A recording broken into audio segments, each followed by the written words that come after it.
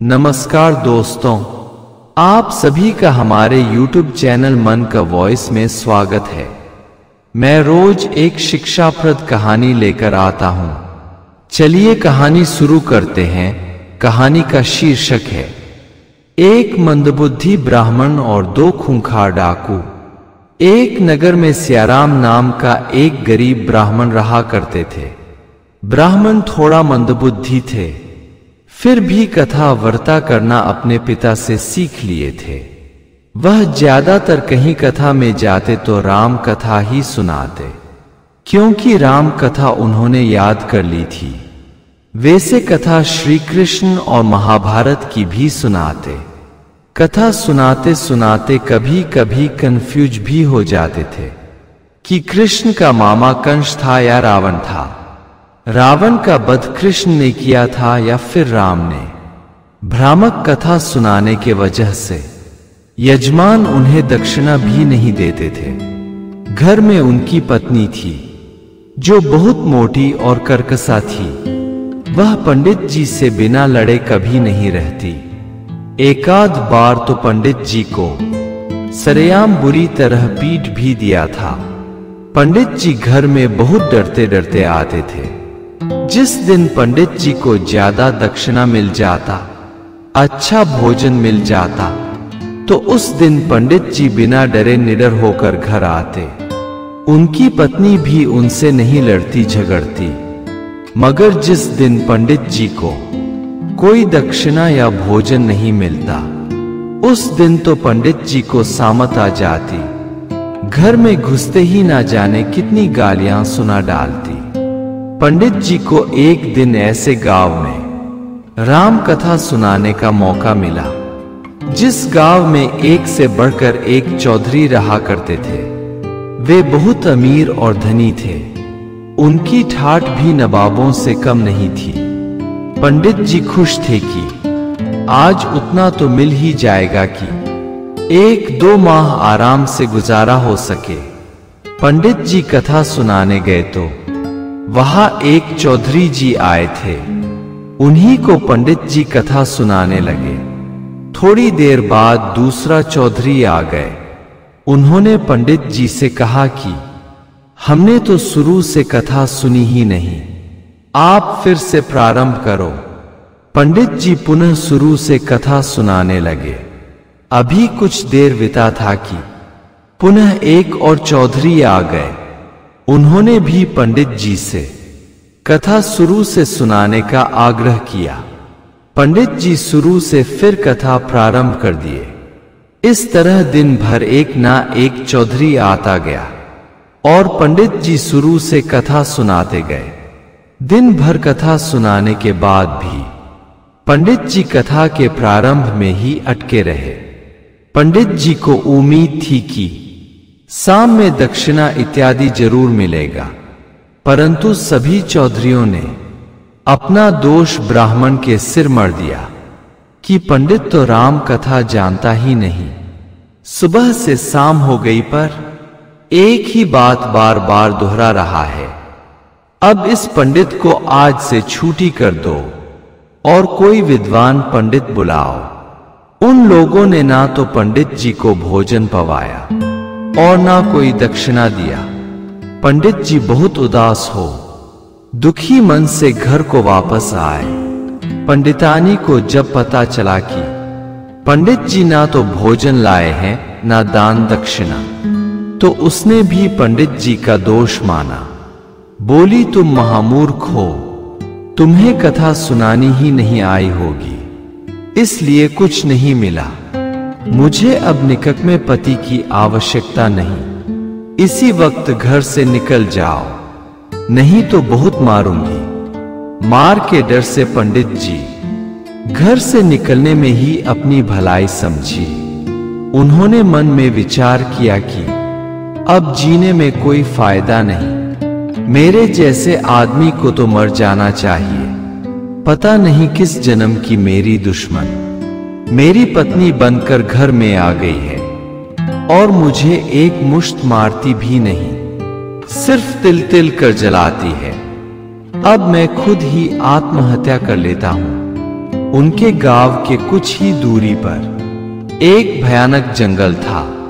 उसमें 2 डाकू रहा करते थे। उस जंगल में बहुत से खूंखार जानवर भी रहा करते थे। पंडित जी ने सोचा क्यों ना जंगल चला जाओ, कोई जानवर मेरे को मार कर खा जाएगा, उस जीव का पेट भी भर जाएगा और मुझे इस सांड पत्नी से मुक्ति मिल जाएगी। पंडित जी जंगल के लिए निकल पड़े। वह रात में ही जंगल में चले जा रहे थे। उन्हें जंगल में कोई जानवर तो नहीं मिला, परंतु 2 डाकू मिल गए। डाकुओं ने पंडित जी को पकड़ लिया, उनका पॉकेट चेक किया, उसमें कुछ भी नहीं मिला। तो डाकुओं ने कहा कि पंडित जी गजबे दलीदर आदमी हो, 1 पैसा भी नहीं है तुम्हारे पास। तब ब्राह्मण ने बताया कि डाकू यजमान, हम पत्नी के सताए हुए हैं। मेरी पत्नी दुश्चरित्र और खल स्त्री है। वह एक खतरनाक सांड से कम नहीं है। उसकी पिटाई से तंग आकर जंगल में आत्महत्या करने आया हूं। सोचकर चला था कि कोई जानवर मुझे मार कर खा जाएगा, परंतु जानवर तो कोई मिला नहीं। आप दोनों मिल गए हो, अब आप दोनों मुझे मार डालो। डाकू ब्राह्मण की बात सुन गमगीन हो गए। दोनों भी पत्नी के सताए हुए थे। दोनों डाकू आपस में भाई थे। उनके एक पड़ोसी ने किसी जन्म का बदला लेने के लिए दोनों की शादी 2 पहलवान बहनों से करा दी।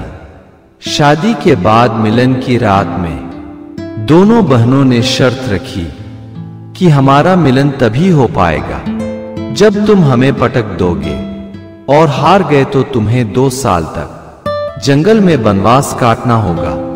हमें उनसे मिलने की जल्दी थी। उनकी शर्त मान ली, परंतु हम उनसे शर्त जीत ना सके। दोनों बहनों ने हमें पटक पटक कर इतना मारा कि मिलन की बात तो दूर, नश नश में दर्द कबर गया। हम शर्त के मुताबिक जंगल में आ गए। 2 साल बीत जाने के बाद भी हमने उतनी हिम्मत नहीं की उनकी सामना कर सके। दोनों बहनें कभी कभी हमें ढूंढने लठ लेकर आती हैं, परंतु हम भी कम चतुर नहीं हैं। पेड़ों पर चढ़कर छुप जाते हैं। ब्राह्मण देवता आप भी हमारे साथ रहो। तब ब्राह्मण बोला, नहीं भैया, हम इतना बड़ा खतरा मोल नहीं ले सकते। मेरे साथ आप भी पीट जाओगे। वह कोई साधारण खूंखार स्त्री नहीं है।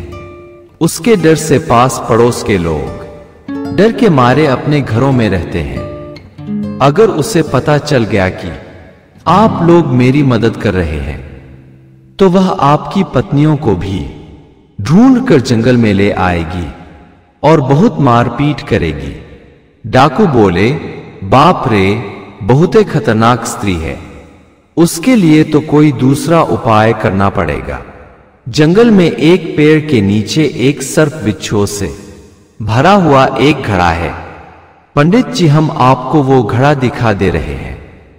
आप सावधानी पूर्वक उस घड़े को रात में ही घर लेकर जाओ और घर के छप्पर में छिद्र बनाकर घड़ा का मुंह नीचे कर दो। उसमें के सारे सर्प और बिच्छू आपके घर में फैल जाएंगे और पंडितानी को काट लेंगे। वह मर जाएगी। इस प्रकार आपको उस स्त्री से छुटकारा मिल जाएगा। ब्राह्मण बोला, भाई डाकू यजमान, आप ठीक कहते हो, हमें ऐसा ही करना चाहिए। डाकुओं ने वह घड़ा ब्राह्मण को सौंप दिया। ब्राह्मण ने उसका ढक्कन हटाकर देखा तो सचमुच उसमें जहरीले नाग बैठे थे। ब्राह्मण ने उस घड़े को बहुत सावधानी से उठाया और घर चल पड़ा।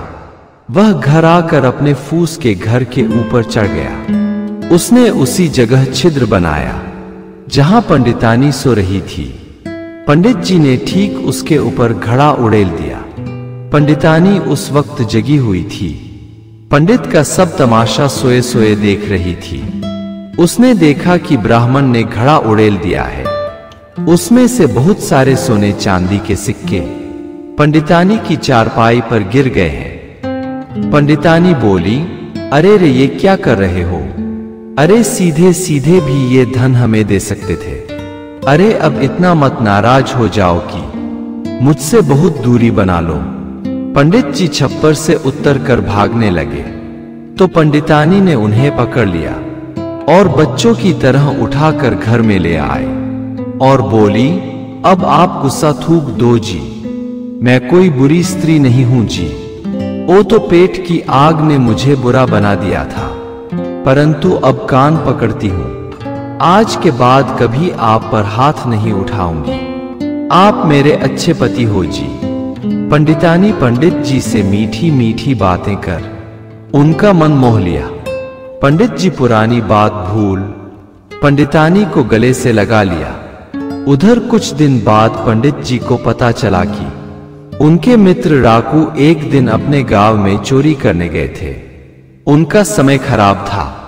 चोरी करते उन्हें गांव वालों ने पकड़ लिया और दोनों को सजा के तौर पर उनकी पत्नियों को उन्हें सौंप दिया। वे चिल्लाते रह गए थे कि मुझे फांसी दे दो, परंतु पत्नियों को हमें मत सौंपो। परंतु गांव वाले उनकी कमजोरी जानते थे। उनकी पत्नियों ने अब की बार उनसे कुश्ती नहीं लड़ी, बहुत प्यार से पेश आए। प्यार पाकर डाकू भी पिघल गए और अपनी अपनी पत्नियों के साथ प्यार से रहने लगे। अगर आपको हमारी कहानी अच्छी लगी हो तो हमारे चैनल को सब्सक्राइब करें, लाइक करें और कमेंट बॉक्स में राधे राधे जरूर लिखें। आपसे पुनः मिलते हैं एक नई वीडियो के साथ। तब तक के लिए आपको और आपके पूरे परिवार को राधे राधे।